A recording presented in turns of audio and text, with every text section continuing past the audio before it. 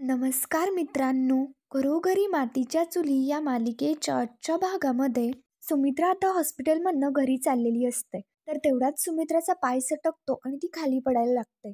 पण मात्र जानकी तेवढ्यात तिथे येते आणि ती सुमित्राचा हात पकडत तिला पडण्यापासून वाचवते. तर मग आता जानकीने सुमित्राचा हात पकडलेलाच असतो आणि जानकी सुमित्राला म्हणते की जसं नकळतपणे हात हातात आलाय ना, तसंच हक्काने सुद्धा येऊ दे. आम्ही आहोत कायम तुमच्या आधारासाठी. सुमित्रा बाकी फक्त आश्चर्याने जानकीकडे बघत असते.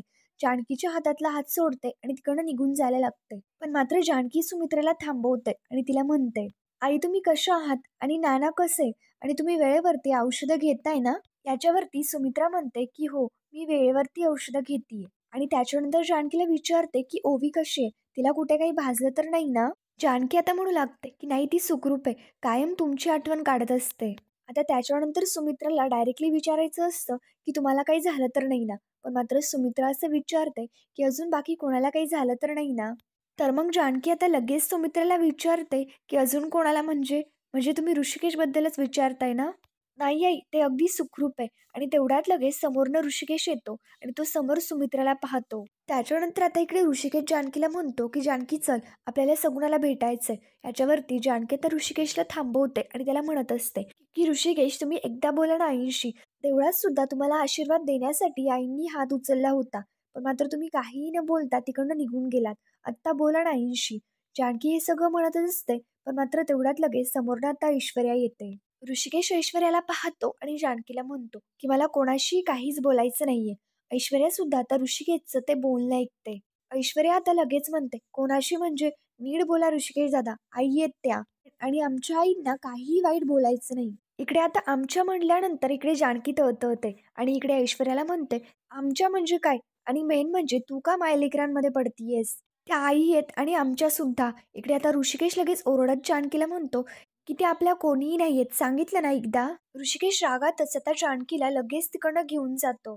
इकडे ऐश्वर्या तर सुमित्राचे कान भरण्याचा एकही चान्स सोडत नसते आणि सुमित्राकडे येत लगेच तिला म्हणू लागते की बापरे, अहो आई काय होतं हे सगळं? यांनी आपल्या नानांना ढकलून स्वतः घराबाहेर जाऊन यांचा माज का अजून उतरलेला नाहीये?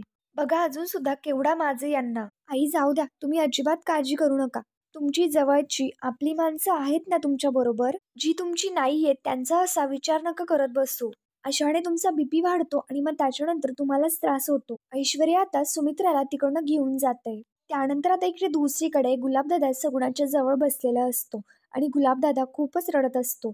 तिथे जानकी आणि ऋषिकेश दोघेही असतात. तर मग ऋषिकेश आता गुलाबला शांत करत असतो. इकडे सगुणा आता हळू आवाजामध्ये शांतपणे जानकीला म्हणते, वहिनी मी तुमच्याशी खूप वाईट वागले आणि त्याचीच मला देवाने शिक्षा दिली. सगुणा आता त्यांच्या दोघांचीही माफी मागत असते. त्याच्यानंतर ऋषिकेश आता सगुणाला म्हणतो, हे बघ सगुणा, बाकी कुठलाच विचार करू नकोस, तू फक्त लवकर बरी हो. असं समज या गुलाबला ना तुला आणखी काही वर्ष झेलायचंय आणि म्हणूनच तुला देवानं वाचवलं. त्याच्यानंतर ऋषिकेश आता गुलाबदादाला म्हणतो, गुलाब चल ना, ओवी तिकडे एकटीच आहे, आपण तिला बघून येऊयात. जानकी आता सगुणाजवळ थांबते. गुलाब आणि ऋषिकेश दोघेही आता तिकडनं निघून जातात. त्याच्यानंतर जानकी आता सगुणाच्या डोक्यावरनं प्रेमानं हात फिरवत असते आणि तिला म्हणत असते, सगुणा तुला जास्त त्रास नाही होते ना? जर काही वाटलं ना तर लगेच सांग, आपण ना डॉक्टरांशी लगेच बोलून घेऊयात. इकडे आता सगुणा जानकीला म्हणू लागते की वहिनी मी तुम्हाला एक बोलू का? ऐश्वर्या वहिनी ना अजिबात चांगल्या नाहीयेत. त्या तुमच्या ना वाईटावरती टपल्यात आणि आता सुद्धा त्या मला धमकवून गेल्या. माझंच चुकलं, मी चुलीतली लाकडं होण्यापरीस एक कुऱ्हाडीचा दांडा झाले. मी तुमच्या बरोबर राहिले आणि त्यांच्या नादी लागले. पण वहिनी तुम्ही कायम सावध राहा आणि आज जो प्रकार झालाय ना तो सुद्धा त्यांनीच केलाय आणि ते सुद्धा तुमच्यासाठी. मी त्यासनी हे सांगितलं नव्हतं की मी तुमच्याकडे येणार आहे म्हणून. जानकी आता फक्त शांतपणे सगुणाचं ते बोलणं ऐकत असते आणि सगुणाला तिच्या चुकीचा खूप पश्चाताप होत असतो. त्याच्यामुळे ती तळतळ रडत रडत असते. तर मग जानकी आता सगुणाला समजावून सांगू लागते, ज्याच्या डोक्यावरती परमेश्वराचा हात असतो, पाठीमागे आई वडिलांची पुण्याई असते ना, त्याला कोणीच काही करू नाही शकत. हे तर जगजाहीर आहे की ऐश्वर्या आमच्या वाईटावरती उठलीये.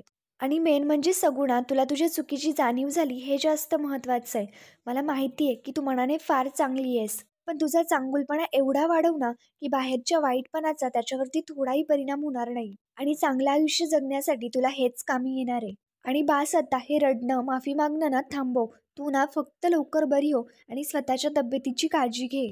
त्यानंतर आता इकडे दुसरीकडे सौमित्र आणि अवंतिका दोघी हॉलमध्ये बसलेले असतात. तर मग आता सौमित्र अवंतिकाला म्हणतो की अवंतिका, तू मगाशी जे ऐश्वर्याबद्दल बोललीस ना ते खरं होतं. अवंतिका आता म्हणू लागते, हो ना, मी तिला आता ओळखायला लागली आहे. कारण की ना मला खात्री होती की नक्कीच काहीतरी ती कांड करून आली आहे. सौमित्र अवंतिकाला सांगू लागतो की मगाशी जानकी वहिनी बरोबर बोललो.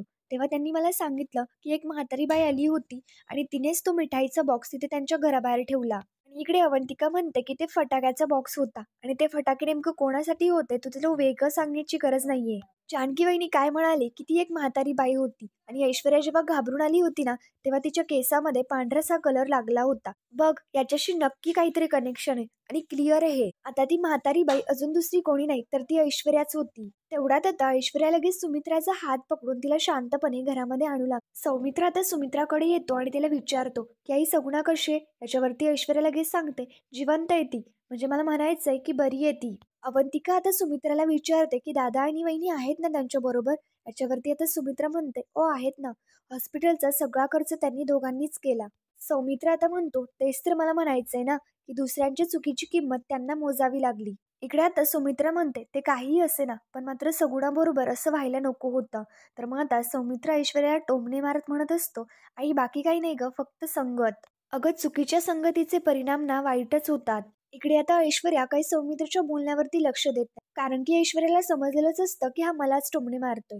ऐश्वर्या आता सुमित्राला म्हणते, आई चला आपण जेवण करून घेऊयात. आपण न जेवताच हॉस्पिटलमध्ये गेलो होतो ना. तर मग ते सगळं पाहता सौमित्र आता अवंतिकाला म्हणतो की अवंतिका, तुला माहिती का, दुसऱ्यांनी आपली किती जरी काळजी केली ना तरी आपण आपल्या स्वतःची काळजी करायला पाहिजे. नाहीतर मग सगुणासारखे हाल होतात. त्याच्यानंतर अवंतिकाला आता सौमित्र म्हणत असतो, आईंना जेवण वाढ आणि हिला सुद्धा वाढ, की भूक लागली असेल ना हिला. त्याच्यानंतर अवंतिका सुमित्राला घेऊन तिकडनं निघून जाते. ऐश्वर्या सुद्धा त्यांच्या मागे येऊ लागते, पण मात्र परत इकडे आता सौमित्रकडे येते. ऐश्वर्या सौमित्राला म्हणते, हे बघ, मी तुझं ऐकून घेते म्हणून मला सतत काय टोमणे नाही मारत बसायच्या. ऐश्वर्या आता तिकडनं निघून जाऊ लागते. सौमित्र ऐश्वर्याला थांबवतो आणि तिला म्हणतो, काय ग, सतत एवढा घाईत का असतेस? मगाशी सुद्धा कळलं की तुझे केस पांढरे झाले होते. म्हणजे मला अवंतिका सांगत होती, काय म्हातारी झाली होतीस का तू? अगं, मला म्हातारीवरनं आठवलं की जानकी वहिनी सांगत होती की तिच्या घरापाशी एक म्हातारी बाई आली होती आणि तिने फराळांच्या बॉक्समध्ये फटाके ठेवले. आणि आता ही म्हातारी बाई म्हटलं की पांढरे केस आलेच. ऐश्वर्या आता लगेच ओरडत म्हणू लागते की आणि काय म्हणायचंय तुला, की ते सगळं मी केलं? म्हातारीच्या वेशामध्ये मी गेले होते तिकडे, मी ठेवले तिथे फटाके आणि त्याच्यामुळे सगुणाला भाजलं का? म्हणजे असंच म्हणायचंय ना तुला? म्हणजे तुला असं वाटतंय ते सगळं मी केलं का? ह्याच्यावरती सौमित्र आता म्हणू लागतो, मला वाटतंय नाही ग, मला ती खात्री आहे. जानकी वहिनी घरात होती तेव्हा तिला त्रास देऊन झाला. आता ती तिथे सुखी आहे ते पण बघवत नाहीये का तुला? या गोष्टीचा शेवट लवकरच होणार आहे. ऐश्वर्या आता म्हणते, कोण करणार त्याचा शेवट? तू करणार का? तू हरवणार आहेस का ऐश्वर्याला? सौमित्र आता म्हणतो, हरवणार नाही, संपवणार आहे मी तुला. आणि ते सुद्धा पुराव्यांसकट. तू हे जे काही करतेयस ना त्या सगळ्याचे पुरावे गोळा करणार आहेस. या घरामधून तुला बाहेर काढणार आणि आयुष्यभराची अद्दल घडवणार. नाहीतर ना वकिली सोडून देईल. इकडे आता सौमित्र सुद्धा ऐश्वर्याला चॅलेंज देतो. आता सौमित्रचं हे बोलणं पाहता ऐश्वर्या सुद्धा खूप घाबरून गेलेली असते. त्याच्यानंतर संध्याकाळी जानकी आता घरी आलेली असते आणि जानकी आता देवापाशी दिवा लावते. जानकी आता बाकी उरलेले पैसे पाहते तर ते पैसे खूप थोडे राहिलेले असतात. जानकीला आता ओवीच्या शाळेमध्ये पैसे भरायचे असतात. त्याच्यामुळे जानकी आता खूपच टेन्शनमध्ये असते. जानकी आता ऋषिकेशला म्हणते, मी तुम्हाला जेवायला वाटते, तुम्ही ना खूप थकलाय.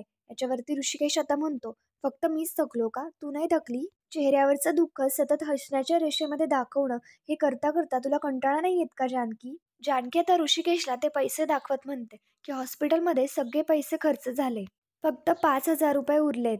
ऋषिकेश आता म्हणतो, त्यात ओवीच्या शाळेची फी सुद्धा भरायची आहे. इकडे आता जानकी म्हणू लागते की ऋषिकेश, ओवीच्या शाळेच्या फीचं ना तुम्ही टेन्शन घेऊच नका, ते मी मॅनेज करेल. मी ओवीच्या शाळेत जाणार आहे तिच्या प्रिन्सिपलला भेटायला. त्या सध्या हाच प्रश्न आहे की एवढेच पैसे उरलेत आणि किराणा सुद्धा संपलाय. महिना अजून बाकी आहे आणि पैसे कमवायचे म्हटलं की काम हवं आणि आपल्याकडे कामच नाहीये. ऋषिकेश आता म्हणू लागतो की काम बघतोय मी जानकी, आणि मी ते सुद्धा बघेल. जानकी, अगं मिळेल ते हसत काम करायला तयार आहे मी. त्याच्यानंतर ऋषिकेश आता जानकीला सॉरी म्हणत असतो. तर मग आता जानकी विचारते की ऋषिकेश, तुम्ही सॉरी का म्हणताय? त्याच्यावरती ऋषिकेश आता म्हणू लागतो, जानकी, तुला आणि ओवीला फक्त माझ्यामुळे हे दिवस बघावे लागले. अगं जानकी, लाज वाटते मला स्वतःची. आणखी माझ्यामुळे तुम्हा दोघींना काय काय बघावं लागणार आहे ना काय माहिती. याच्यावरती जानकी आता म्हणू लागते की ऋषिकेश, तुम्ही असं नका बोलू. तुम्ही माझा मान सन्मान आणि अभिमान आहात. तुम्ही मान खाली घातलेली मला नाही चालणार. जानकी आता ऋषिकेशचा हात पकडते आणि ऋषिकेशला म्हणते की या मनगटामध्ये किती बळ आहे ना हे मला माहिती आहे.